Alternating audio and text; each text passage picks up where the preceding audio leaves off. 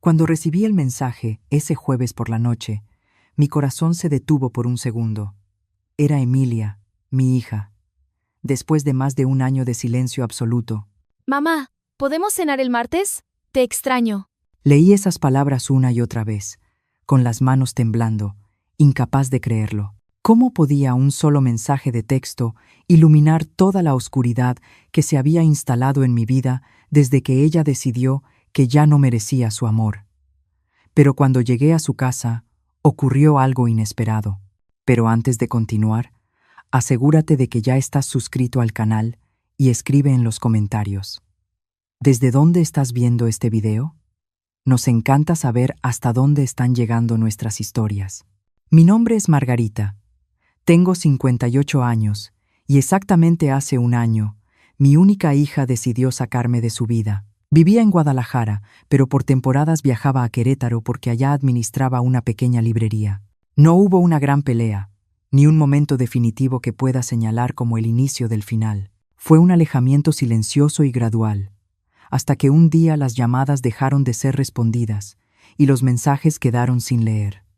El dolor de perder a un hijo que sigue con vida es algo que no sé cómo explicar. Es como si una parte de ti siguiera respirando y sonriendo en algún lugar, pero ya no te reconociera. Pasé noches tratando de entender qué hice mal, buscando en mis recuerdos el momento exacto en que perdí su cariño. ¿Fue después de que su esposo Julián entró en nuestras vidas? ¿Fue cuando cuestioné algunas decisiones financieras que estaban tomando? ¿O tal vez fue aquel brunch de domingo en la Ciudad de México, cuando mencioné que sentía que estaba bajando demasiado de peso, que se veía enferma, y Julián respondió por ella que yo debía ocuparme de mi propia salud? Ahora, con ese mensaje iluminando la pantalla de mi teléfono, me sentí como alguien perdido en el desierto que de pronto ve agua, desesperada, sedienta, sin preguntarme si podía ser un espejismo. Los días hasta el martes se alargaron como nunca. Aún faltaban 5 días para el martes, pero cada hora pesaba como si fuera una semana. Me cambié de ropa 5 veces antes de salir. Me puse el vestido verde que ella me había regalado en el último cumpleaños que celebramos cuando aún éramos cercanas. Me maquillé, tratando de ocultar las marcas que la soledad había dejado en mi rostro. Subí al coche y conduje hasta el fraccionamiento privado donde vivían, la casa en la que los ayudé cuando todavía era bienvenida. Ellos se habían mudado a Monterrey por el trabajo de Julián. Yo, en cambio, seguía viviendo en Guadalajara y manejé esas horas con el corazón en la garganta. Estacioné frente a la reja a las 7:45 de la noche, 15 minutos antes de la hora acordada. No quería llegar tarde y darle ningún motivo para arrepentirse de la invitación. El jardín delantero era distinto, más apagado, con menos flores. Recordé cuando plantamos juntas las hortensias azules, que ya no estaban. Respiré hondo, acomodé mi cabello en el espejo retrovisor y abrí la puerta del coche. Fue entonces cuando ocurrió algo extraño. Mientras caminaba hacia la puerta, vi a María, la trabajadora del hogar que había trabajado para Emilia durante años, corriendo en mi dirección. Su rostro estaba tenso, con una expresión que mezclaba miedo y urgencia. Miró hacia atrás varias veces, como asegurándose de que nadie la estuviera observando, antes de acercarse a mi coche. Señora Margarita, susurró, con la voz temblorosa. No entre ahí. Por favor, váyase lo más rápido posible. Me quedé paralizada, sin entender. ¿Qué pasa, María? ¿Emilia está bien? No se trata de ella, respondió, con los ojos muy abiertos. Se trata de usted. Por favor, confíe en mí. No es seguro. Antes de que pudiera hacer más preguntas, volvió a mirar hacia la casa y dio un paso atrás. Tengo que regresar antes de que se den cuenta. Váyase, señora Margarita, váyase. Y con eso, corrió de regreso a la casa, dejándome inmóvil en la banqueta, con el corazón latiendo tan fuerte que podía escucharlo en mis oídos. ¿Qué estaba pasando? ¿Por qué María parecía tan aterrorizada? ¿Y por qué mi hija, que no me había hablado en más de un año, me había invitado de repente a cenar? Regresé al coche como en trance. Mis piernas se movían de forma automática mientras mi mente intentaba procesar la advertencia. Me senté, cerré los seguros de las puertas y encendí el motor. Pero no arranqué. Algo dentro de mí, Tal vez el mismo instinto que me ayudó a sobrevivir a un matrimonio violento durante 15 años, antes de que finalmente encontrara el valor para divorciarme, me dijo que me quedara y observara. Desde el asiento del conductor, tenía una vista directa del comedor a través de las ventanas. Las cortinas estaban abiertas, como si esperaran que yo mirara. Durante unos minutos, la casa permaneció en silencio. Las luces estaban apagadas, como si no hubiera nadie. Y entonces, de pronto, todo se iluminó, una a una. Las luces se encendieron, como si alguien hubiera estado esperando a que yo me fuera para continuar con sus planes. Dos personas que nunca había visto antes aparecieron en el comedor, un hombre con traje oscuro y una mujer que sostenía una carpeta. Después de ellos, Julián entró hablando por teléfono, gesticulando como si diera instrucciones importantes. Y finalmente apareció Emilia, vestida de manera formal, con una expresión seria que nunca antes le había visto. Aquello claramente no era una cena entre madre e hija, era una reunión cuidadosamente planeada. Mientras observaba, María apareció brevemente en la ventana. Nuestras miradas se cruzaron por un segundo y ella negó sutilmente con la cabeza. Ese pequeño gesto me dijo todo lo que necesitaba saber. Váyase, pero no pude. Necesitaba entender qué estaba pasando. Apagué las luces del coche y seguí observando. Julián se acercó a la mesa, tomó unos papeles y se los entregó a Emilia. Ella los miró, firmó algo y sonrió. Una sonrisa fría que no reconocí como la de mi hija. En ese momento, sentí un nudo en el estómago. No era solo preocupación o confusión, era miedo. Un miedo primitivo, visceral, que me decía que esa casa, donde alguna vez fui feliz con mi hija, ahora representaba algún tipo de peligro. Y lo más doloroso, mi propia hija parecía estar en el centro de todo. Pasaron 15 minutos mientras yo permanecía paralizada, observando cómo se desarrollaba aquella escena extraña. Julián salió del comedor y regresó con más papeles. Emilia revisó algo en la pantalla de una tableta. Las dos personas desconocidas seguían ahí, hablando entre ellas. Parecía una reunión de negocios, no una cena familiar. Entonces Julián miró su reloj y después miró hacia la ventana, directamente en dirección a mi coche. Instintivamente me agaché, con el corazón acelerado. Cuando volví a levantar la vista, las cortinas estaban cerradas. La casa que alguna vez fue el lugar donde acuné a mi hija para dormir, se transformó, frente a mí, en un misterio amenazante. Encendí el coche y me alejé. Pero no fui a casa. No podía. Me estacioné en una gasolinera a unos cuantos kilómetros, en las afueras de Monterrey, y traté de ordenar mis pensamientos. Cuando por fin pude respirar, tomé una decisión. No me quedaría ahí.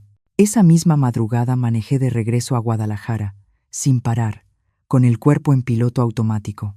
No me atreví a regresar de inmediato a mi departamento. Necesitaba pensar, calmarme y asegurarme de que nadie me estuviera siguiendo. ¿Qué clase de trampa era esa? ¿Por qué Emilia me llamaría para una cena que claramente no existía? Y, lo más importante, ¿qué sabía María para estar tan asustada? Saqué mi teléfono y volví a leer el mensaje de Emilia. Las palabras parecían diferentes ahora. Solo nosotras dos. Tal vez no era una invitación para reconciliarnos, sino para algo mucho más oscuro. ¿Acaso la mujer que yo crié, a quien amé incondicionalmente, estaba planeando algo en mi contra? La idea era tan dolorosa que las lágrimas comenzaron a rodar por mi rostro antes de que me diera cuenta. Entré al baño de la gasolinera para lavarme la cara.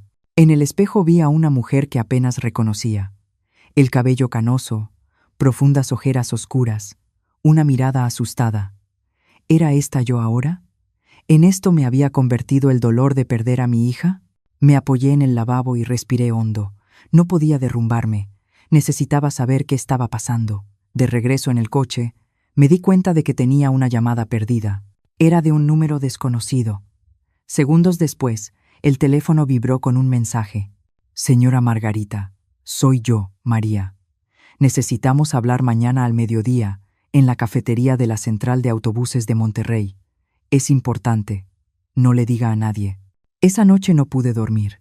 Cada vez que cerraba los ojos, veía el rostro de Emilia firmando esos papeles, Julián mirando su reloj. la expresión de terror en los ojos de María. ¿Qué estaban planeando? ¿Y por qué mi propia hija estaría involucrada en algo en mi contra? Cuando el sol comenzó a salir, yo seguía despierta. Había llegado a Guadalajara después de manejar toda la madrugada, con las manos rígidas del volante y la mente en llamas, observando cómo la ciudad despertaba. Las personas en las calles parecían tan normales, tan ajenas al caos que se desarrollaba en mi vida. ¿Cómo sería despertar sin el peso de saber que la persona que más amas en el mundo podría querer hacerte daño?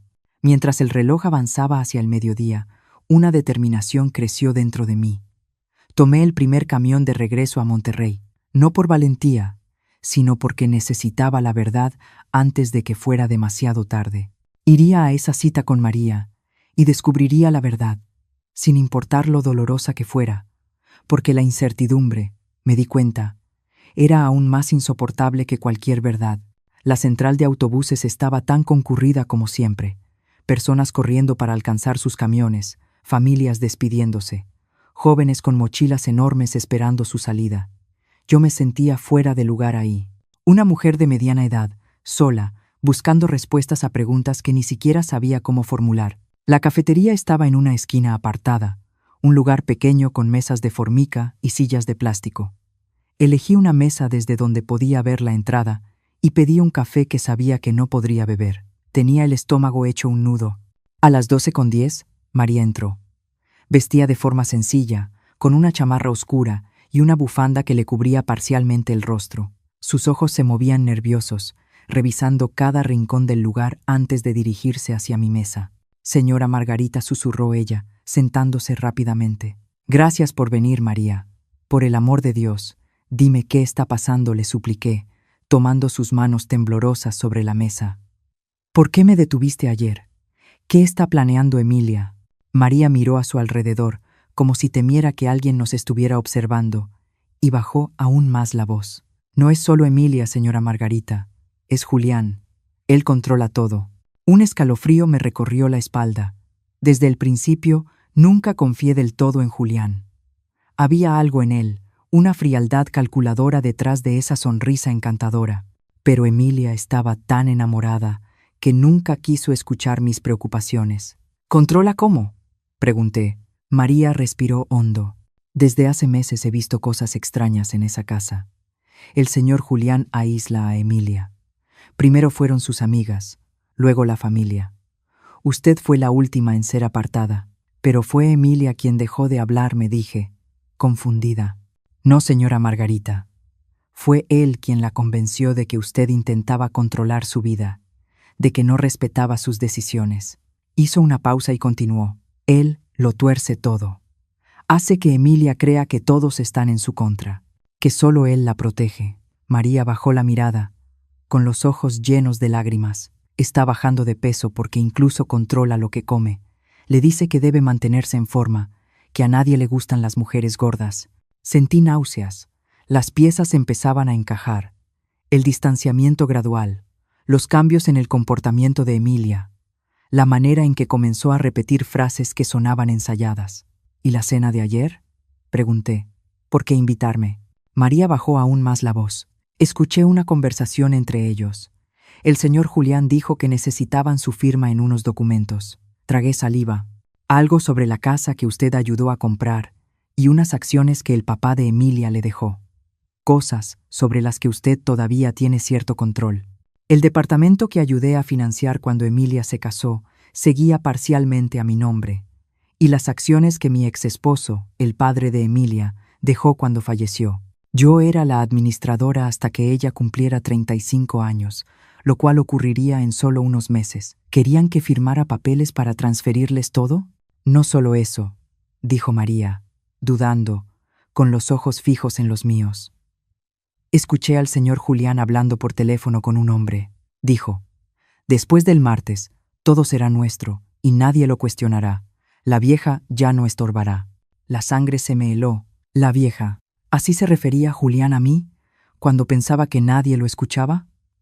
La idea de que mi yerno y mi propia hija estuvieran conspirando para quitarme mis bienes era devastadora. Pero había algo más en las palabras de María, algo que no estaba diciendo.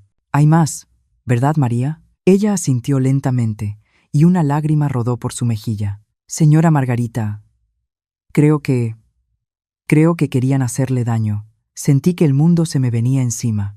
Escuché a Julián hablar de un accidente. Dijo que sería fácil hacer parecer que usted se resbaló por las escaleras después de beber vino en la cena. La cafetería comenzó a dar vueltas a mi alrededor. ¿Mi propia hija, contemplando mi muerte? No, no podía ser. Era demasiado absurdo. Emilia nunca aceptaría algo así, dije, más para mí que para María. Emilia ya no es la misma, señora Margarita, respondió ella con tristeza. Él la manipula, hace todo lo que él le dice, es como si estuviera hipnotizada. Me quedé en silencio, tratando de asimilarlo todo. Una parte de mí quería negarlo, decir que era imposible. Pero otra parte sabía que María no tenía ningún motivo para inventar algo tan terrible.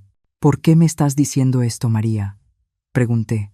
¿Por qué arriesgarte así? Ella me miró a los ojos, llena de determinación. Porque Emilia era una buena niña antes de él. Yo la vi crecer, recuerda. Trabajé con ustedes desde que ella tenía 12 años. Su voz se quebró. Y porque mi hermana murió a manos de un hombre como el señor Julián. Un hombre que lo controlaba todo, que la aisló de todos, que le hizo creer que el mundo era un lugar terrible y que solo él podía protegerla. Sentí un nudo en la garganta. María estaba arriesgando su trabajo, quizá incluso su seguridad, para advertirme. ¿Tienes pruebas de algo? ¿Algo que pueda ayudarnos? Ella asintió y sacó una pequeña grabadora de su bolso. Grabé algunas conversaciones y tomé fotos de documentos que encontré en su oficina. Están preparando todo para después del martes. Testamentos, transferencias, todo. Tomé la grabadora con las manos temblorosas. María, ¿te das cuenta de que esto es un delito? Tenemos que ir a la policía. No, exclamó ella, asustada. Todavía no. El señor Julián tiene amigos en la policía. Siempre presume lo fácil que es hacer desaparecer las cosas cuando conoces a la gente correcta. ¿Entonces qué hacemos?, pregunté. María se inclinó hacia adelante. Primero, usted necesita protegerse. No puede regresar a su departamento. Ellos saben dónde vive. Conocen su rutina. Necesitamos que se quede en un lugar seguro mientras averiguamos más. Y Emilia, no podemos simplemente dejarla con él. Yo la vigilaré, señora Margarita, si él intenta algo. No terminó la frase, pero vi la preocupación en sus ojos. Por ahora, lo más importante es mantenerla a usted a salvo. Miré por la ventana de la cafetería a la gente que pasaba, ajena al terror que yo estaba viviendo. ¿Cómo podía simplemente desaparecer? Abandonar mi vida, mi casa, mi trabajo en la pequeña librería que administraba en Querétaro, aunque yo vivía en Guadalajara y viajaba por temporadas para atenderla. ¿Y cómo podía dejar a Emilia atrás, incluso si estaba involucrada en algo tan terrible contra mí? Tengo una prima que vive en el campo, dijo María, cerca de Santiago, Nuevo León, en las afueras de Monterrey. Podemos decir que fue a visitarla. Nadie la buscará allá. La idea de huir, de esconderme, era casi tan aterradora como las revelaciones que acababa de escuchar. ¿Y si intento hablar con Emilia, a solas, sin Julián? Tal vez ella... No, señora Margarita, me interrumpió María, con la voz firme. Usted no entiende. Ella no la va a elegir, no ahora. Él tiene el control total sobre ella. Sus palabras me golpearon como un puñetazo. La verdad que no quería enfrentar. Ya había perdido a mi hija. No cuando dejó de hablarme hace un año, sino mucho antes, cuando ese hombre entró en nuestras vidas y comenzó a tejer su red de manipulación. Iré a casa de tu prima, decidí al final. Pero no para esconderme, sino para pensar, para planear cómo vamos a salvar a Emilia. María asintió, visiblemente aliviada. Es lo mejor, señora Margarita. Yo me quedaré vigilando aquí y la mantendré informada. Vamos a sacar a Emilia de esto. Cuando salimos de la cafetería, el mundo se sentía distinto, más amenazante. El sol del mediodía ya no parecía cálido, y los rostros de las personas a mi alrededor parecían máscaras que ocultaban intenciones desconocidas. Estaba a punto de dejar atrás todo lo que conocía, huyendo de un peligro que provenía de la persona que más había amado en el mundo. Miré a María una última vez antes de separarnos. Cuídate, Y cuida a mi hija. Siempre, señora Margarita. Caminé hacia mi coche sintiendo el peso de la grabadora en el bolsillo de mi chamarra. Ese pequeño objeto contenía la verdad que podía destruir a mi familia para siempre, pero también podía ser la clave para salvar a mi hija de un monstruo que la estaba consumiendo desde dentro. La casa de la prima de María estaba en un pueblo pequeño, a unas 3 horas de la ciudad, cerca de Santiago, Nuevo León. Era un lugar sencillo, con caminos de terracería y gente que todavía dejaba las puertas sin llave por la noche. Beatriz, una mujer de más de 70 años, me recibió como si fuéramos viejas amigas, haciendo pocas preguntas cuando María explicó vagamente que necesitaba un lugar donde quedarme por unas semanas. Cualquier amiga de María es amiga mía, dijo, mostrándome el cuarto del fondo de la casa, con una cama de hierro y cortinas florales que me recordaron la casa de mi abuela. Quédese el tiempo que necesite. Esa primera noche, sentada en el porche bajo un cielo estrellado que nunca se ve en la ciudad, intenté poner mis pensamientos en orden. Escuché las grabaciones que María me había dado y examiné las fotografías de los documentos. Cada prueba era más perturbadora que la anterior. Julián había creado meticulosamente un plan para apoderarse no solo de las acciones que pertenecían a Emilia, sino también de propiedades que estaban a mi nombre. Había un testamento falsificado con mi supuesta firma, dejando todo a Emilia en caso de mi muerte, y otros documentos, transferencias, poderes notariales, todos con falsificaciones de mi firma, solo esperando las fechas para ser presentados. Pero la parte más aterradora fue escuchar la voz de mi propia hija en esas grabaciones, una voz que apenas reconocía, aceptando mecánicamente lo que decía Julián, repitiendo frases ensayadas sobre cómo yo siempre la había controlado, cómo nunca la apoyé, cómo merecía quedarme sola. Era como escuchar las palabras de él saliendo de su boca, como si fuera un ventrílocuo y ella su marioneta. A la mañana siguiente, tomé mi teléfono para llamar a Benjamín, mi abogado y amigo de toda la vida, pero dudé. ¿Y si Julián estaba monitoreando mis llamadas? ¿Y si descubría dónde estaba? Decidí ser más cautelosa. Usé el teléfono fijo de la casa de Beatriz, llamando desde un número que Julián no conocía. ¿Margarita?, respondió Benjamín, sorprendido. ¿Dónde estás?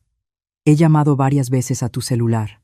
Necesitaba salir de la ciudad por unos días, respondí vagamente.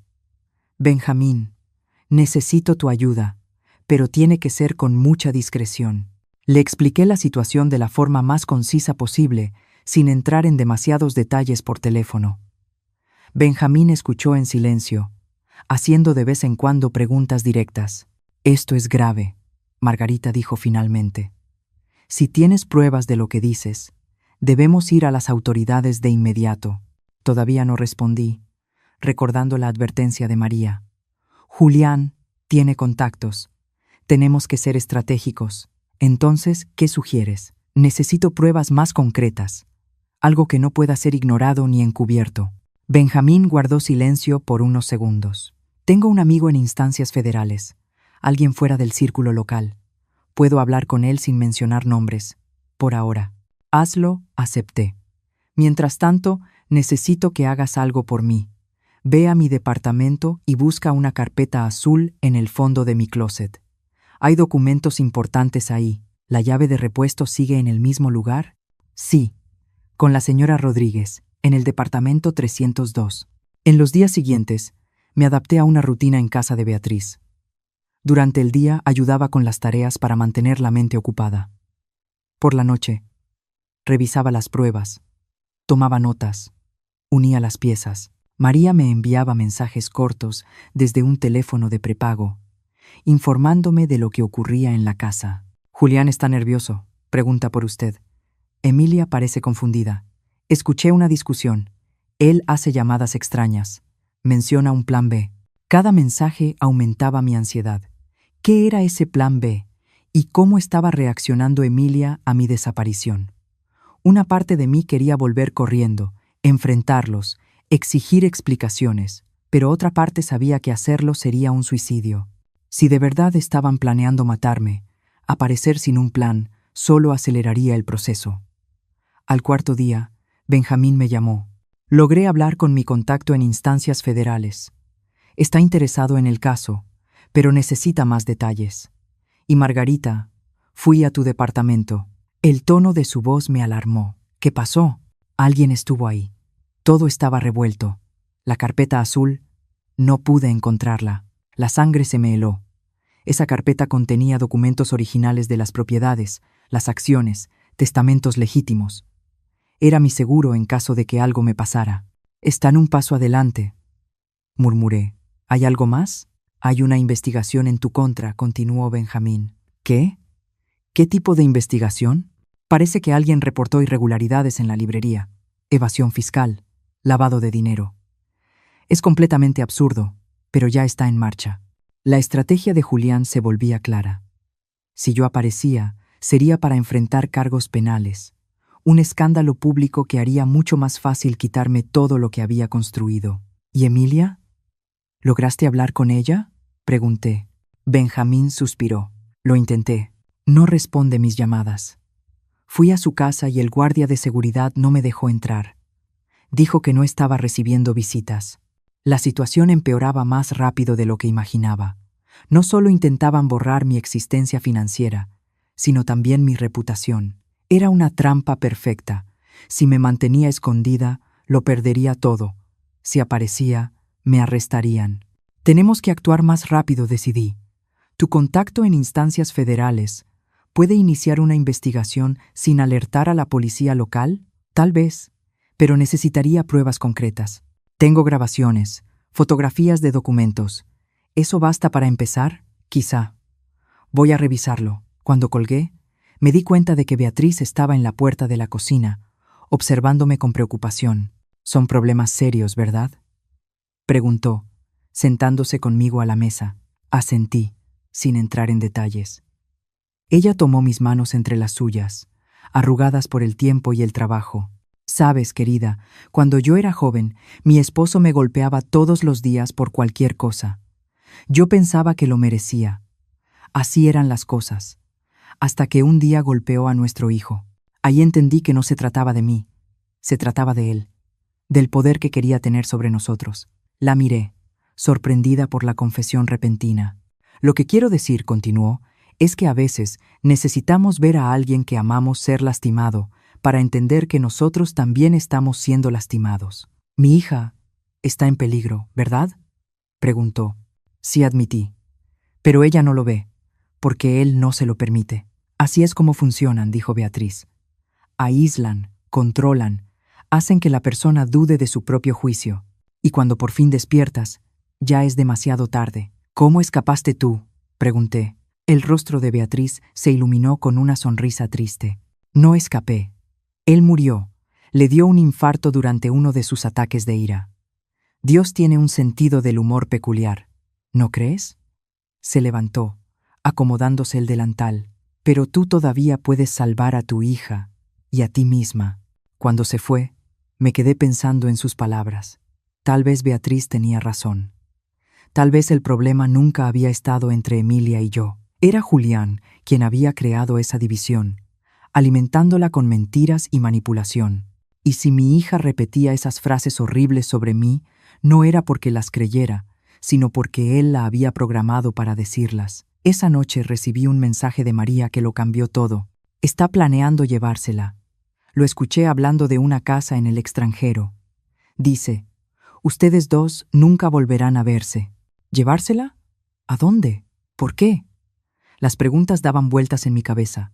Si Julián lograba sacar a Emilia del país, realmente podría no volver a verla jamás. Y si ya había logrado transformarla tanto en solo 2 años, ¿qué haría cuando la tuviera completamente aislada, sin nadie que lo cuestionara? No podía esperar más. No podía confiar en que el sistema legal actuara a tiempo. Mi hija estaba en peligro inmediato, aunque ella no lo supiera. Tenía que sacarla de las garras de Julián antes de que fuera demasiado tarde. Tomé mi teléfono y llamé a Benjamín. Cambio de planes, dije en cuanto contestó. No vamos a esperar la investigación formal. Tenemos que actuar ahora. ¿Qué tienes en mente? Vamos a sacarla de ahí, respondí, sorprendida por la firmeza de mi propia voz. Vamos a sacar a mi hija de esa casa, y tú me vas a ayudar. Los siguientes 2 días los pasamos desarrollando un plan que, en circunstancias normales, habría considerado una locura. Pero nada había sido normal desde hacía mucho tiempo. Benjamín, al principio renuente, terminó aceptando que no podíamos esperar el lento proceso legal, especialmente con la amenaza de Julián de sacar a Emilia del país. Entiendes que esto puede salir mal de muchas maneras, ¿verdad? Me advirtió durante una de nuestras llamadas desde el teléfono de prepago que Beatriz me había prestado. Lo entiendo, respondí. Pero quedarme de brazos cruzados mientras mi hija desaparece para siempre sería mucho peor. Benjamín tenía contactos. Uno de ellos era Marcos, un ex policía que ahora trabajaba como investigador privado en Monterrey. Otra era Sara, una psicóloga especializada en víctimas de relaciones abusivas. Ambos aceptaron ayudar, más por la amistad que tenían con Benjamín que por creer del todo en mi historia. Pero eso no importaba. Lo que yo necesitaba eran personas competentes, no convicción. El plan era relativamente sencillo. Necesitábamos crear una situación en la que Emilia estuviera sola, sin Julián, el tiempo suficiente para poder hablar con ella. María sería clave para esto. Ella nos avisaría cuando Julián saliera de la casa, preferentemente por varias horas, y entonces actuaríamos. ¿Y si ella no quiere irse contigo?, preguntó Marcos durante nuestra reunión en un pequeño comedor de carretera a las afueras de Monterrey. No necesita quererlo, explicó Sara. En casos de manipulación psicológica severa, la víctima rara vez reconoce su situación. Nuestra misión es crear una interrupción en el control para permitirle pensar por sí misma, aunque sea solo por unas horas. ¿Y si él regresa mientras estamos ahí?, pregunté, sintiendo un escalofrío solo de pensarlo. Estaré preparado, respondió Marcos, sin dar más detalles, pero su tono me hizo creer que sabía cómo manejar a hombres como Julián. La oportunidad llegó 3 días después. María me envió un mensaje a las 9 de la mañana. Se va hoy a Miami. Reunión de negocios. Vuelo a las 11. No regresa hasta la noche. Ella estará sola. Mi corazón comenzó a latir con fuerza. Era ahora o nunca. Me reuní con Benjamín, Marcos y Sara en el punto acordado. Una gasolinera a 10 minutos de la casa de Emilia. Benjamín se veía nervioso, revisando el reloj constantemente. Marcos estaba tranquilo, casi indiferente, como si solo estuviéramos ahí para tomar un café. Sara revisaba sus notas, preparándose claramente para su intervención psicológica. Recuerden, dijo, Emilia, probablemente se resistirá. Puede gritar, llorar, acusarnos de estar en su contra. Es normal. Lo importante es mantener la calma y transmitir seguridad. A las 3 en punto, recibimos la confirmación de María. Julián ya salió y el avión ya despegó. Esa era la señal. El trayecto hasta la casa de Emilia se hizo en un silencio tenso. Cada uno parecía perdido en sus propios pensamientos. Yo trataba de imaginar cómo sería volver a ver a mi hija después de tanto tiempo y en circunstancias tan extrañas. Llegamos al fraccionamiento privado. Marcos, vestido con un uniforme de repartidor y cargando un paquete falso, logró que el guardia de seguridad abriera la reja sin hacer preguntas. Una vez dentro, avanzamos despacio hasta la casa. María nos esperaba en el patio trasero, fuera de la vista de los vecinos. Está en la sala, informó, visiblemente nerviosa, viendo la televisión. No está bien. Apenas ha salido de su cuarto en los últimos días. ¿Alguna señal de Julián?, preguntó Marcos. Ninguna. Llamó hace media hora para verificar que estuviera en casa. Es lo que siempre hace. Llama cada hora cuando está fuera. Entonces tenemos unos 30 minutos antes de la siguiente llamada, calculó Benjamín. Tenemos que ser rápidos. Entramos por la puerta trasera, que María había dejado sin llave. La casa estaba en silencio, excepto por el sonido bajo del televisor que venía de la sala. Caminé hacia el frente, con el corazón latiéndome tan fuerte que creí que podía oírse, y entonces, después de más de un año, vi a mi hija. Emilia estaba sentada en el sofá, envuelta en una cobija a pesar del calor del día. Estaba tan delgada que casi no la reconocí. Su cabello, antes largo y lleno de vida, se veía opaco, recogido en un chongo descuidado. Ojeras profundas marcaban su rostro pálido. Mi hija hermosa, siempre tan llena de energía, parecía una sombra de sí misma. Al principio no notó nuestra presencia, absorta en algún programa de televisión que ni siquiera parecía estar viendo de verdad. Cuando finalmente me vio, sus ojos se abrieron de par en par. «Mamá», susurró, como si no pudiera creer lo que estaba viendo. «Hola, cariño», respondí, tratando de mantener la voz firme pese a las lágrimas que amenazaban con caer. Se levantó de golpe, dejando caer la cobija. Llevaba una pijama holgada que hacía aún más evidente su alarmante delgadez. «¿Qué haces aquí? ¿Cómo entraste?» Percibí de inmediato el miedo en su voz. No era solo sorpresa, era pánico. «Necesitamos hablar», Emilia, dije, dando un paso hacia ella. «Estoy preocupada por ti». Ella retrocedió, mirando nerviosa a las personas que estaban conmigo. «No pueden estar aquí. Julián va a volver pronto. Tienen que irse. Tu esposo está en Miami», le informó Marcos con calma. «No regresará hasta la noche». El pánico en los ojos de Emilia se intensificó. «¿Cómo sabes eso? ¿Me estás espiando?» «Voy a llamar a la policía». Buscó su teléfono con desesperación, pero María ya lo había sacado de la habitación, tal como lo habíamos planeado. Sara dio un paso al frente, con la voz suave y controlada. «Emilia, me llamo Sara. Soy psicóloga y estoy aquí para ayudarte. No estamos aquí para hacerte daño. Solo queremos hablar». «No necesito ayuda», respondió Emilia de forma automática, como si repitiera algo que ya había escuchado muchas veces. «Estoy perfectamente bien. Ustedes son los que tienen el problema, siempre interfiriendo en mi vida». Sus palabras me atravesaron como puñales. Pero Sara ya me había preparado para esto. Eran palabras de Julián, no de Emilia. «Cariño», intenté de nuevo. «Tú me invitaste a cenar. ¿Recuerdas? El martes pasado me mandaste un mensaje». Emilia pareció confundida por un momento. «Yo no envié nada». «Sí lo hiciste», insistí, mostrándole el mensaje en mi teléfono. Ella miró la pantalla, la confusión aún más evidente.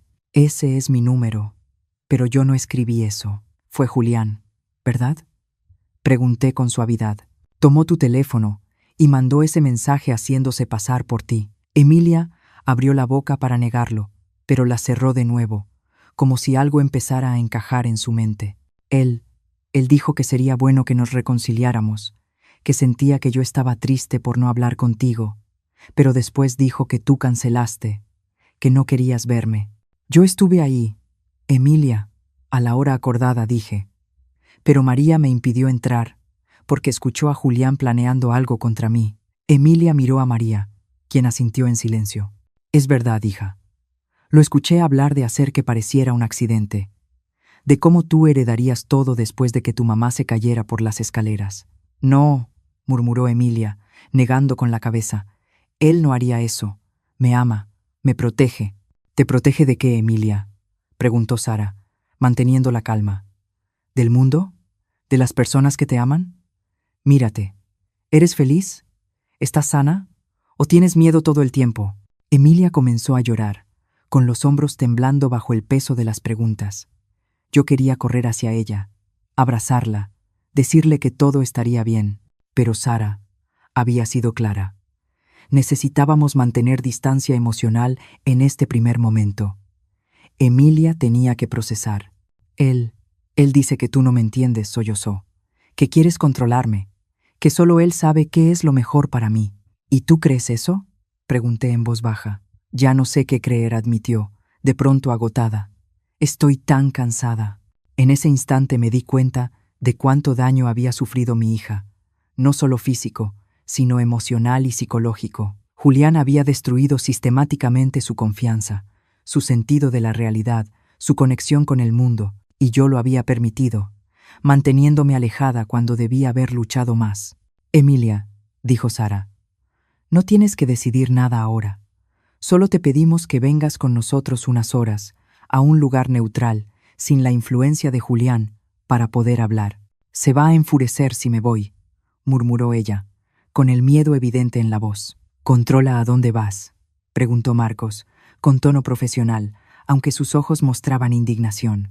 Emilia dudó, como si por primera vez se diera cuenta de lo absurdo de la situación. Él dice que es por mi seguridad, que hay personas que quieren hacernos daño». «¿Personas como tu madre?», intervino Benjamín, hablando por primera vez. Emilia me miró, y vi algo en sus ojos que no había visto en mucho tiempo. Duda, no sobre mí, sino sobre las mentiras que había creído. Él dijo que tú querías mantenerme lejos de él porque estabas celosa, porque yo tenía un matrimonio perfecto y tú fracasaste en el tuyo. Respiré hondo, sintiendo el golpe de esas palabras, pero entendiendo que no eran realmente suyas. Emilia, tu padre y yo nos separamos porque él me fue infiel. Tú lo sabes, y jamás he querido otra cosa que tu felicidad. Si Julián realmente te hiciera feliz, yo sería la primera en apoyarte. Pero no te hace feliz, ¿verdad? Sara aprovechó ese momento de vulnerabilidad. Estás cada vez más aislada, más delgada y más asustada cada día. Las lágrimas de Emilia corrían libremente ahora. Él dice que estoy gorda, que nadie me va a querer si no me cuido, que debería agradecerle que me acepte así. Mi corazón se rompió al escuchar eso. Mi hija hermosa, siempre tan segura de sí misma, reducida a dudar incluso de su apariencia. Emilia, dijo María, acercándose con cautela. El señor Julián no es quien tú crees. Te está manipulando, igual que manipuló los documentos de tu mamá. ¿Qué documentos?, preguntó Emilia, confundida. Benjamín sacó de su portafolio algunas copias de las falsificaciones que María había fotografiado. Estos, tu firma y la de tu madre, falsificadas, parte de un plan para tomar control de las propiedades, de las acciones, de todo. Emilia examinó los papeles, su confusión dando paso al shock. Esta es mi firma, pero yo nunca firmé estos documentos. Y esta es la mía, añadí, en documentos que jamás he visto. De pronto, el teléfono fijo de la casa sonó, haciéndonos sobresaltarnos a todos. El reloj de la pared marcaba la 1:30 de la tarde, la hora de la llamada de control de Julián. Es él, susurró Emilia, con el pánico regresando. Si no contesto, contesta, le indicó Sara. Actúa con normalidad. Di que todo está bien. Emilia dudó, mirándonos a todos, claramente dividida. Finalmente, con las manos temblorosas, tomó el teléfono. Hola, amor, dijo, intentando sonar casual, pero con la voz tensa. Sí, estoy en casa. No, nada diferente. Sí, estoy siguiendo el plan de comidas. No, no hay visitas. Hizo una pausa, mirándonos con creciente alarma. No, no estoy escondiendo nada. Sí, estoy sola. Solo María está aquí. Otra pausa, más larga. Julián, no estoy mintiendo. Por favor, no hables así. No estoy llorando. La desesperación en su voz era palpable. Julián claramente percibió que algo no estaba bien, incluso a través del teléfono. Tenemos que irnos ahora, murmuró Marcos, percibiendo la situación. Emilia, susurré. Ven con nosotros, por favor. Ella me miró, con el teléfono aún pegado a la oreja, lágrimas silenciosas rodando por su rostro. Entonces, en un momento de claridad que me dio esperanza, habló al teléfono. Julián, tengo que colgar. No me siento bien. Y colgó, ignorando el timbrazo inmediato que siguió. Va a llamar al guardia de seguridad, dijo rápidamente, tomando su bolso. Tenemos que irnos antes de que cierre las rejas. No hubo tiempo para celebrar esa pequeña victoria. Salimos rápido por la parte de atrás, exactamente como habíamos entrado. Marcos fue por el coche mientras esperábamos tensos en el patio, atentos a cualquier movimiento. Me va a encontrar, murmuró Emilia, abrazándose a sí misma. Siempre me encuentra. No, esta vez, le prometí, permitiéndome por fin tocarle el brazo. Esta vez estoy aquí, y no voy a dejar que te haga daño otra vez. Cuando el coche llegó, subimos de inmediato. Marcos condujo rápido, pero no tan rápido como para llamar la atención. En el espejo retrovisor vi al guardia del fraccionamiento salir de su caseta y mirar alrededor, seguramente buscándola por orden de Julián. Ya estábamos en la carretera cuando sonó el teléfono de María. Contestó, pálida. Señor Julián, no sé dónde está. Salí a hacer las compras. Colgó, temblando. Está furioso. Está tomando el primer vuelo de regreso. ¿Cuánto tiempo tenemos?, preguntó Benjamín. 2, quizá 3 horas, si consigue un vuelo de inmediato. No era mucho tiempo, pero tendría que bastar. Miré a Emilia, sentada a mi lado, viéndose al mismo tiempo aliviada y aterrorizada. Había dado el primer paso, el más difícil, pero la batalla apenas comenzaba. ¿A dónde vamos?, preguntó con voz pequeña. A un lugar seguro, respondí, tomándole la mano. Un lugar al que él no pueda llegar. Y mientras el coche avanzaba por la carretera, alejándonos de esa casa de horrores, sentí una mezcla de miedo y determinación. Julián iría tras nosotros con toda su furia y sus recursos, pero no me echaría atrás. No esta vez. Mi hija me necesitaba, y yo estaría ahí para ella, costara lo que costara. El lugar seguro era una pequeña granja que pertenecía a la familia de Marcos, a unos 96 kilómetros de la ciudad, lo suficientemente aislada para darnos privacidad, pero lo bastante cerca de la civilización como para no quedar completamente vulnerables. La casa principal era sencilla, con 3 habitaciones, una sala grande y una cocina rústica. Emilia permaneció en silencio durante la mayor parte del trayecto. De vez en cuando tomaba el teléfono que María le había devuelto antes de salir y miraba la pantalla, pero no respondía a las llamadas constantes de Julián. Cada vez que el teléfono sonaba, se estremecía como si esperara un golpe físico. «Podemos apagarlo», sugirió Sara con suavidad. «No necesitas escuchar su voz ahora». Emilia dudó, pero finalmente le entregó el aparato a Sara, quien lo apagó y lo guardó en su bolso. Cuando llegamos a la granja, ya estaba oscureciendo. El cielo tenía ese tono morado que precede a la noche total, y las primeras estrellas comenzaban a aparecer. «Entremos», dijo Marcos, estacionando el coche cerca del porche. Nadie nos siguió, pero es mejor no quedarnos expuestos. La casa estaba limpia, pero con ese olor particular de los lugares que permanecen cerrados por mucho tiempo. Marcos encendió las luces y revisó rápidamente las habitaciones, asegurándose de que estuviéramos realmente solos. Benjamín fue a la cocina a preparar café, mientras Sara llevó a Emilia al sofá de la sala, hablándole en voz baja, probablemente usando técnicas para tranquilizarla. Yo me quedé de pie en medio de la sala, mirando a mi hija, aún intentando procesar que de verdad estaba ahí, que habíamos logrado sacarla de esa casa. Parecía irreal, como un sueño del que temía despertar. «Ustedes dos necesitan hablar», dijo Sara, levantándose. «Voy a ayudar a Benjamín en la cocina». Me senté junto a Emilia, manteniendo una distancia respetuosa. Estaba encorvada, como si intentara ocupar el menor espacio posible.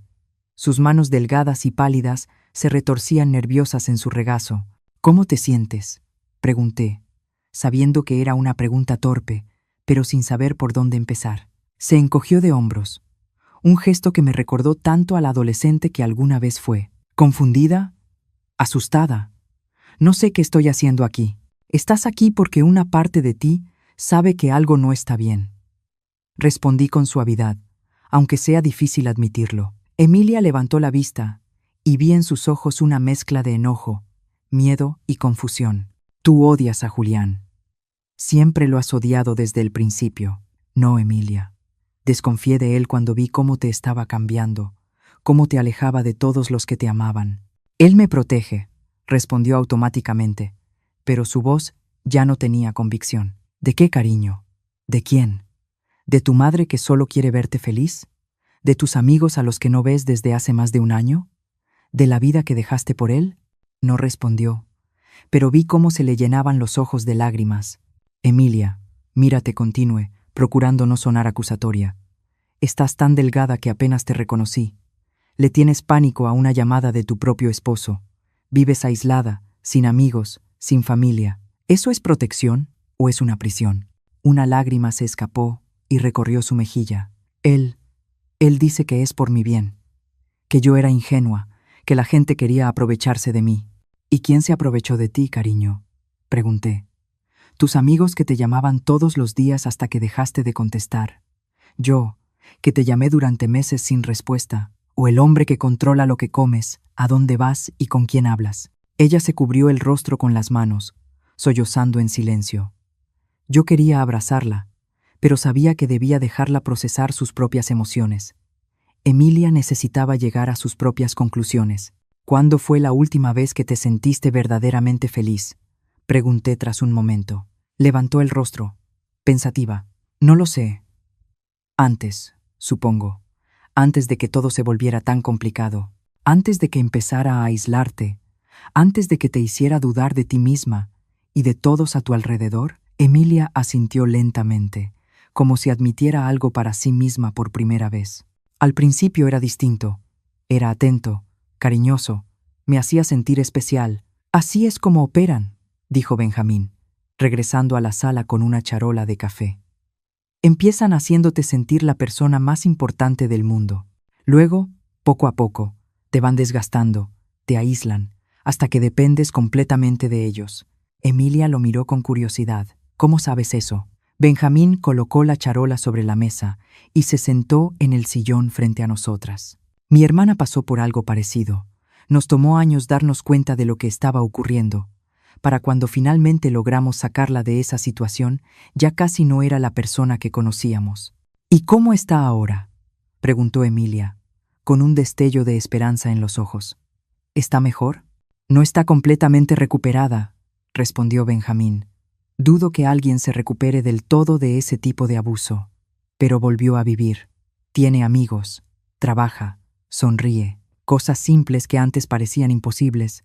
La palabra abuso hizo que Emilia se estremeciera. Él nunca me golpeó, murmuró.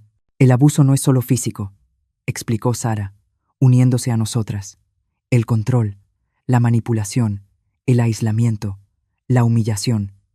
Todo eso también es abuso. ¿Manipulación?, repitió Emilia, confundida. Es cuando alguien te hace dudar de tu propia percepción de la realidad, continuó Sara. Cuando te dicen que cosas que pasaron nunca ocurrieron, o que te las estás imaginando, cuando convierten tus preocupaciones legítimas en paranoia. Emilia guardó silencio, y pude ver cómo las piezas empezaban a encajar en su mente, cómo repasaba recuerdos bajo una luz nueva. Él hace eso, admitió finalmente, con la voz casi inaudible. Cuando digo que algo me preocupa, dice que exagero. Cuando recuerdo algo que dijo o hizo, jura que nunca pasó, que estoy confundiendo las cosas. Y cuando alguien como tu madre intenta advertirte, añadió Sara, él te convence de que esa persona tiene una mala intención, de que quiere separarte por celos o por maldad. Emilia me miró, y la comprensión comenzó a asomar lentamente en sus ojos. Él decía que tú eras controladora, que querías que yo fracasara para seguir dependiendo de ti. Yo solo quería que fueras feliz. Cariño, respondí, sintiendo que la voz se me quebraba y podía verte desaparecer frente a mis propios ojos. El teléfono de Marcos sonó, interrumpiendo el momento. Contestó de inmediato y su expresión se endureció. Está en la casa de Beatriz, informó al colgar. Uno de mis contactos en la policía me avisó. Julián logró rastrear una llamada que hiciste desde ahí, Margarita. Está furioso, amenazando a todo el mundo. La sangre se me heló. ¿Beatriz está bien? Sí. No estaba en casa. Pero él está interrogando a los vecinos, mostrando fotos tuyas y de Emilia. Es solo cuestión de tiempo antes de que alguien mencione haberlas visto salir juntas. Emilia se puso aún más pálida. Si eso era posible, nos va a encontrar, susurró, con el pánico evidente en la voz. No, aseguró Marcos. Nadie sabe de esta granja excepto personas de absoluta confianza. Y estamos preparados si intenta algo. ¿Preparados cómo?, pregunté, alarmada. Marcos abrió su chamarra y mostró una pistola en la cintura. Soy ex policía, ¿recuerdas? Tengo permiso legal, y no dudaré en usarla si amenaza a alguien aquí. La visión del arma me inquietó, pero también me dio una extraña sensación de alivio. Julián no era el tipo de hombre que se detuviera con palabras o amenazas vacías. Era peligroso, y tal vez necesitábamos protección real. ¿Qué hacemos ahora?, preguntó Benjamín. Está claro que está dispuesto a todo para encontrarlas. Con la evidencia que tenemos, debemos ir a instancias federales, decidí. Mañana a primera hora. Mientras más esperemos, más peligroso se vuelve esto. De acuerdo, dijo Marcos. Tengo un amigo que puede escoltarnos a la oficina correspondiente y asegurarse de que nos escuchen las personas correctas. Miré a Emilia, que temblaba ligeramente. ¿Estás dispuesta a testificar contra él? ¿A contar lo que te hizo a ti y a nuestra familia? Ella dudó, con el miedo aún visible en los ojos. Pero luego, lentamente, asintió. Sí, estoy cansada de vivir así, cansada de tener miedo todo el tiempo. Esas palabras simples me llenaron de esperanza. Mi hija estaba regresando, poco a poco, recuperando su voz, su fuerza. Entonces, queda decidido, declaró Benjamín. Mañana a primera hora iremos. Esta noche, descansamos. Marcos organizó turnos de vigilancia. No todos estaban comprados. Marcos conocía a un agente decente que aún respetaba la ley, aunque Julián tuviera su red en la comandancia. Él y Benjamín se alternarían para asegurarse de que nadie se acercara a la casa durante la noche. Sara preparó un sedante suave para Emilia, que estaba claramente agotada, tanto física como emocionalmente. La llevé a una de las habitaciones, donde se acostó sin siquiera cambiarse de ropa. Me senté a su lado en la cama, observando su rostro cansado. Mamá murmuró, ya medio dormida por el efecto del medicamento. Sí, amor, lo siento, por todo, por creerle a él en lugar de confiar en ti. Le acaricié el cabello como cuando era niña. No fue tu culpa, cariño. Hombres como Julián son expertos en manipulación. No tenías forma de saberlo. Debí haberlo sabido, insistió, con los ojos cerrándose. Debí ver las señales. Shh, susurré. Descansa ahora. Mañana tendremos tiempo para hablar de todo esto. Tomó mi mano, apretándola débilmente. No me dejes, mamá. Por favor. Nunca más, prometí, con los ojos llenos de lágrimas. Nunca volveré a dejarte sola. Me quedé a su lado hasta que se quedó profundamente dormida, su respiración volviéndose lenta y regular. Al verla así, vulnerable y agotada, renové en silencio mi promesa. Nadie volvería a hacerle daño a mi hija. Nadie volvería a hacerla sentir pequeña o insignificante. Ni Julián, ni ningún otro hombre. Cuando estuve segura de que estaba profundamente dormida, salí del cuarto en silencio. En la sala encontré a Benjamín, Marcos y Sara hablando en voz baja. ¿Cómo está?, preguntó Sara. ¿Dormida? Sí, respondí, sintiéndome de pronto agotada también. El medicamento hizo efecto rápido. Necesita ese descanso, dijo Sara. Su cuerpo y su mente han estado en estado de alerta constante durante mucho tiempo. Vivir bajo ese tipo de estrés es agotador. Me senté con ellos y acepté una taza de café que Benjamín me ofreció. ¿Qué crees que pase mañana?, pregunté. Si todo sale bien, Julián será llamado a declarar, explicó Marcos.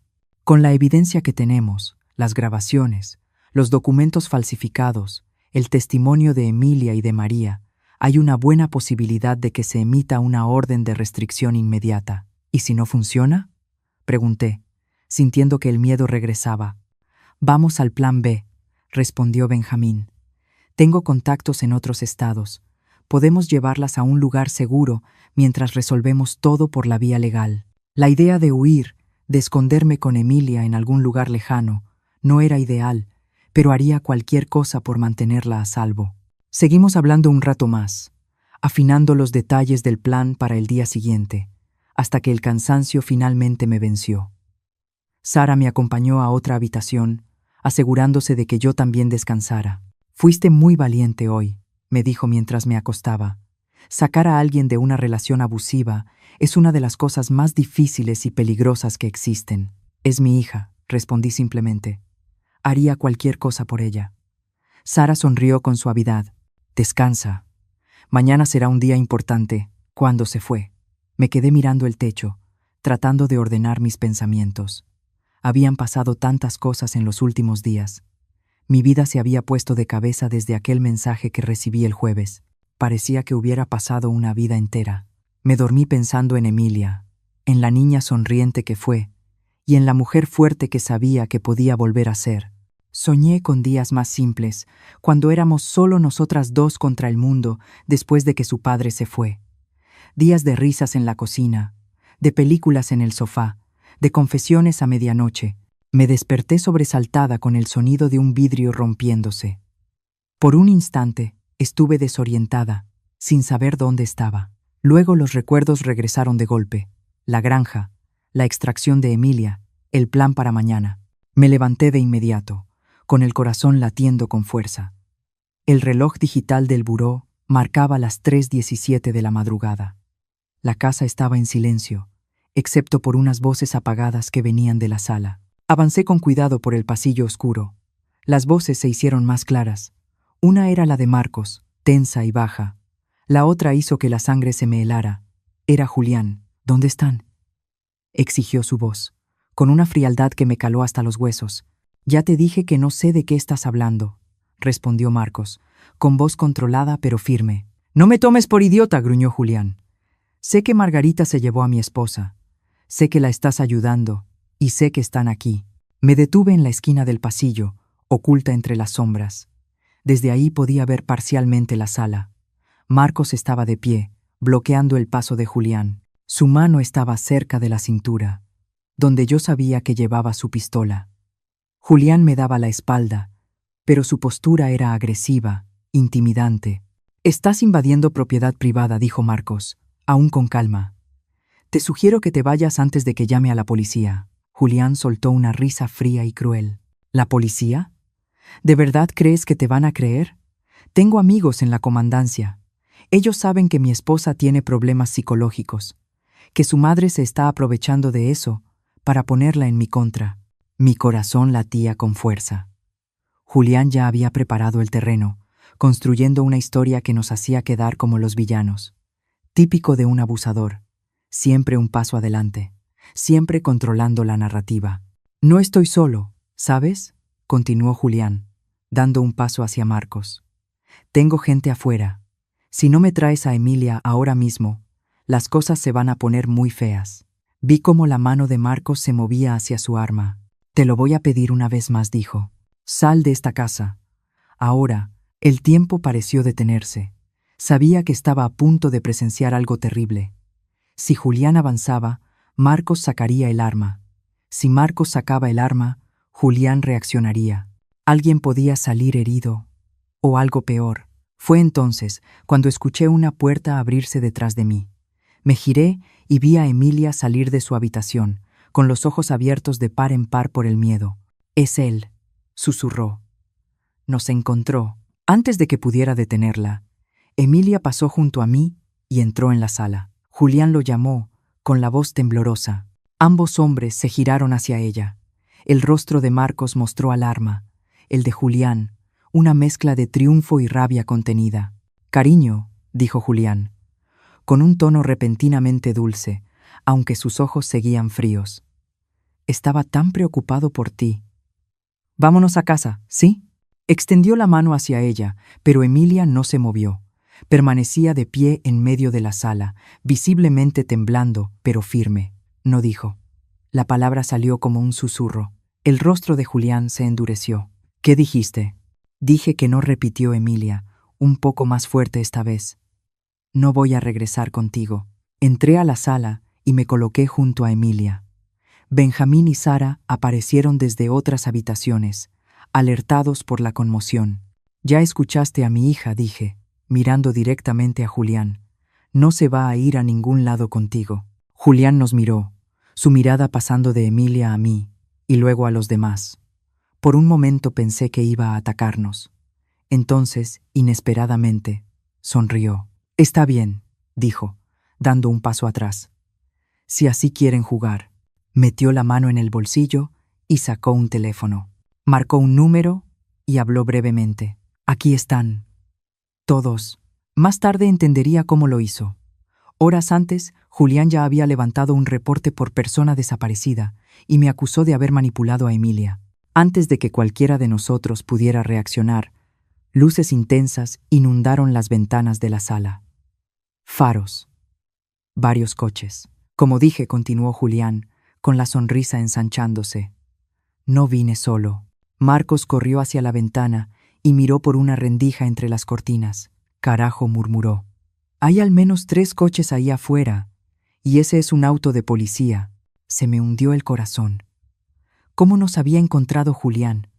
¿Cómo había logrado poner a la policía de su lado tan rápido? ¿Lo ves?, dijo Julián, volviéndose hacia Emilia. Todo el mundo sabe que tu madre te está manipulando, que te secuestró para mantenerte alejada de mí. Están aquí para llevarte a casa, donde perteneces. Emilia lo miró. El miedo era evidente en sus ojos, pero había algo más también. Determinación. No dijo otra vez, esta vez con la voz más firme. No voy a irme contigo nunca más. La sonrisa de Julián vaciló y dio paso a una furia desnuda. No tienes elección, estúpida. Eres mi esposa. Haces lo que yo digo. Siempre lo has hecho. Siempre lo harás. En ese momento, se escuchó un fuerte golpe en la puerta. Policía. Abra la puerta. Benjamín me lanzó una mirada desesperada. ¿Qué hacemos? Tenemos las pruebas, le recordó Sara. Las grabaciones, los documentos. No estamos haciendo nada ilegal.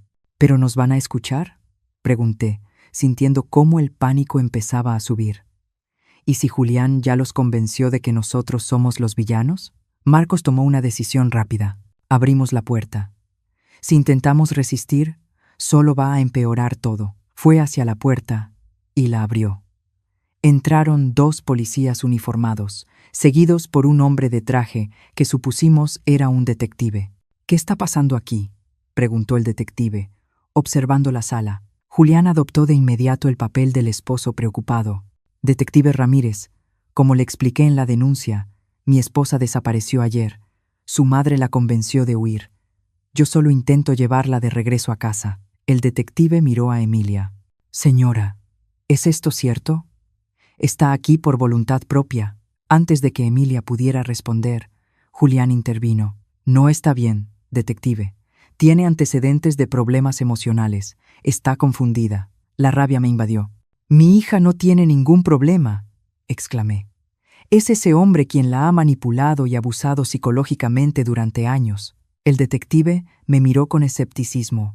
Señora, tenemos un reporte oficial de que usted pudo haber secuestrado a su propia hija. Eso es absurdo, protestó Benjamín.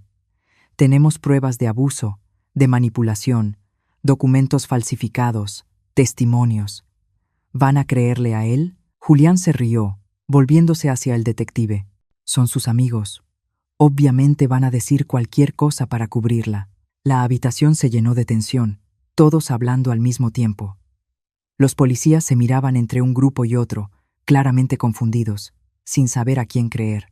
Fue entonces cuando Emilia dio un paso al frente. Quiero presentar una denuncia, dijo, con una voz sorprendentemente clara y firme. La sala quedó en silencio. Todas las miradas se dirigieron hacia ella.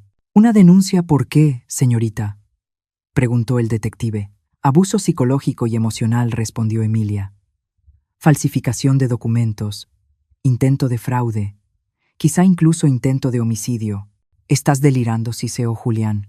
Nadie va a creer eso. Tengo pruebas, continuó Emilia, ignorándolo. Se volvió hacia Sara, quien rápidamente le pasó su bolso. De dentro, Emilia sacó la grabadora que María me había dado. Aquí hay grabaciones de mi esposo, hablando de planes para falsificar la firma de mi madre y tomar control de sus propiedades. También hay grabaciones donde habla de un accidente que mi madre sufriría durante una cena que nunca estuvo planeada. El detective tomó la grabadora, observándola con interés. Esto es serio, señorita. ¿Está segura de lo que está diciendo? Completamente, respondió Emilia. Entonces, lentamente, desabotonó la manga de su blusa y la subió, revelando moretones en sus brazos, marcas de dedos claramente visibles contra su piel pálida. Y esto, dijo, es lo que pasa cuando no estoy de acuerdo con él, cuando no como exactamente lo que me ordena, cuando hablo con alguien sin su permiso. Me quedé mirando los brazos de mi hija, con náuseas. ¿Cómo no me di cuenta? ¿Cómo no vi las señales físicas del abuso? Pero claro, Julián era demasiado inteligente para dejar marcas visibles y nos había mantenido alejadas durante tanto tiempo. El detective miró a Julián, ahora con una expresión muy seria. Señor, creo que necesitamos hablar en la comandancia. Esto es ridículo, estalló Julián, perdiendo por fin el control. Está mintiendo. Todos ustedes mienten. Dio un paso hacia Emilia, el rostro deformado por la ira, pero los agentes se interpusieron de inmediato, sujetándolo por los brazos. Será mejor que nos acompañe ahora, señor, dijo uno de los policías. No entienden, seguía gritando Julián, forcejeando. Ella es mía, no puede dejarme, yo hice todo por ella. Mientras se lo llevaban afuera, Julián seguía lanzando amenazas e insultos. Emilia permaneció mirando, con una sola lágrima deslizándose por su mejilla. Cuando la puerta finalmente se cerró, dejando la sala sumida en un silencio pesado, Emilia se volvió hacia mí. Sin decir una palabra, se lanzó a mis brazos, sollozando como una niña. «Ya terminó», susurré, acariciándole el cabello. «Ya terminó, cariño. Ahora estás a salvo». Pero yo sabía que no había terminado. Apenas era el comienzo de un camino largo. Julián probablemente saldría bajo fianza. Habría investigaciones, declaraciones, quizá un juicio, y el proceso de recuperación de Emilia sería largo y difícil. Pero por primera vez, en más de un año, sentí esperanza. Mi hija había recuperado su voz, su valentía. Había dado el primer paso para salir de ese ciclo de abuso, y yo estaría a su lado en cada paso del camino. Los meses siguientes fueron difíciles, tal como esperábamos. Julián fue liberado bajo fianza, como habíamos previsto, pero con una orden de restricción que le prohibía acercarse a Emilia o a mí. Violó esa orden 3 veces en las primeras semanas, lo que resultó en su detención preventiva mientras el caso era investigado. Emilia y yo nos mudamos a un pequeño departamento en otra ciudad, Querétaro, donde nadie nos conocía.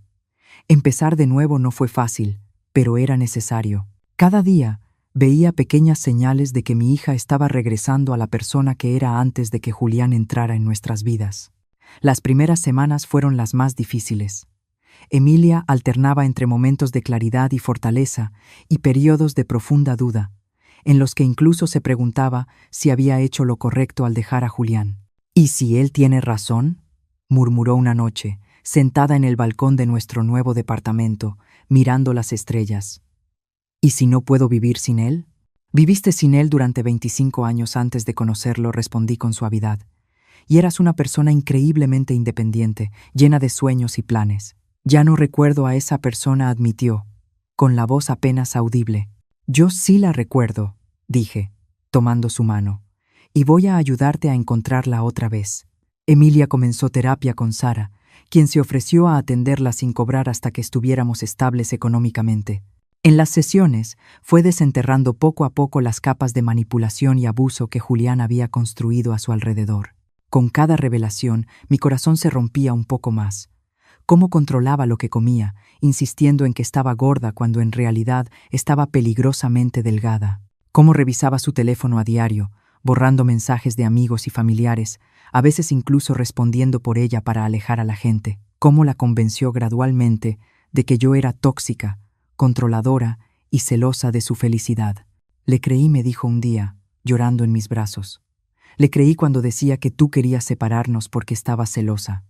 ¿Cómo pude ser tan ciega?». «Los manipuladores son expertos en distorsionar la realidad», le expliqué, repitiendo lo que Sara nos había enseñado. «Encuentran pequeñas inseguridades y las explotan, convirtiéndolas en muros que te separan de las personas que te aman». Benjamín se encargó del proceso legal. La investigación reveló mucho más de lo que esperábamos. Julián no solo había falsificado firmas en documentos, había creado un esquema elaborado para transferir no solo las propiedades y acciones de Emilia, sino también las mías, a cuentas en el extranjero. Había pruebas de otros delitos financieros que involucraban a más personas a las que había manipulado a lo largo de los años. «Es un depredador serial», nos explicó Benjamín, mostrándonos los informes. «Ustedes no fueron las primeras víctimas, pero espero que sí sean las últimas». Cuando el caso finalmente llegó a juicio, 6 meses después de aquella noche en la granja, Emilia estaba lo suficientemente fuerte para testificar. La observé en el estrado, contando su historia con una claridad y firmeza que me hicieron llorar. Ya no era la mujer frágil y asustada que habíamos rescatado de aquella casa. Julián fue declarado culpable de múltiples cargos, incluidos fraude, falsificación, abuso psicológico e intento de despojo patrimonial agravado. La sentencia fue de 15 años de prisión, sin posibilidad de libertad condicional durante los primeros 8. Cuando salimos del juzgado ese día, Emilia respiró hondo, mirando el cielo azul sobre nosotras. «Es extraño», dijo. «Todavía lo amo de alguna forma retorcida. Es como si una parte de mí quisiera creer que todo lo que vivimos fue real, que de verdad le importaba. Lo que tú sentiste por él fue real», respondí. «El problema es que lo que él sentía por ti no era amor, era posesión. Y hay una enorme diferencia entre ambas cosas». Ella asintió lentamente. «Voy a necesitar tiempo para desaprender todo lo que me enseñó, para volver a confiar en los demás y en mí misma». «Tienes todo el tiempo del mundo, cariño», le dije, «y no estás sola en este camino. Han pasado 5 años desde aquella noche en la granja. 5 años de sanación, de reconstrucción, de redescubrimiento». Emilia terminó su maestría y ahora trabaja en un centro de apoyo para víctimas de violencia familiar en la Ciudad de México. Yo sigo al frente de la librería, que se ha convertido no solo en un negocio, sino en un espacio de comunidad y concientización. Julián cumple su condena sin derecho a contactarnos. De vez en cuando recibimos noticias suyas a través de Benjamín, que sigue atento al caso. Al parecer, ha intentado encontrar a una nueva víctima por correspondencia, una mujer que cree estar comunicándose con un empresario condenado injustamente. Las autoridades ya fueron alertadas y esa comunicación está siendo monitoreada. Algunas cicatrices nunca desaparecen del todo.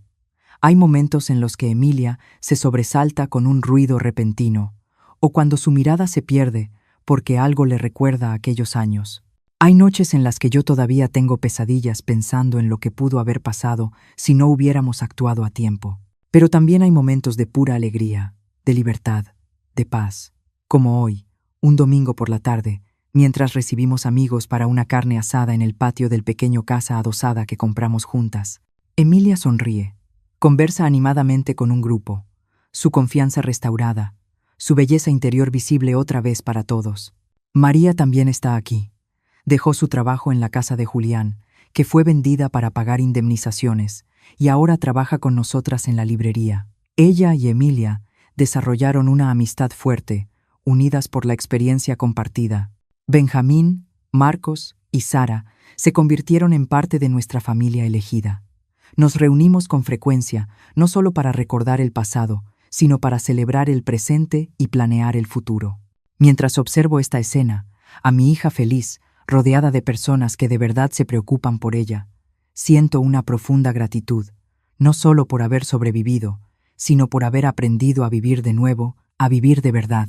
Emilia nota que la estoy mirando y sonríe. Esa sonrisa que ilumina sus ojos y me calienta el corazón. Se disculpa con sus amigos y viene hacia mí, sentándose a mi lado en la banca del jardín. «¿En qué estás pensando?», me pregunta, apoyando la cabeza en mi hombro, como cuando era niña. «En lo extraña que es la vida», respondo. «En cómo a veces tenemos que pasar por el infierno para encontrar el camino de regreso a casa». Ella asiente, entendiendo perfectamente. «¿Sabes qué aprendí de todo esto?», dice tras un momento de silencio. «¿Qué, cariño?». «Que el amor verdadero no encarcela, no controla, no te hace sentir menos. El amor verdadero libera, fortalece, te hace crecer». Aprieta mi mano, como tu amor por mí. Lágrimas silenciosas recorren mi rostro.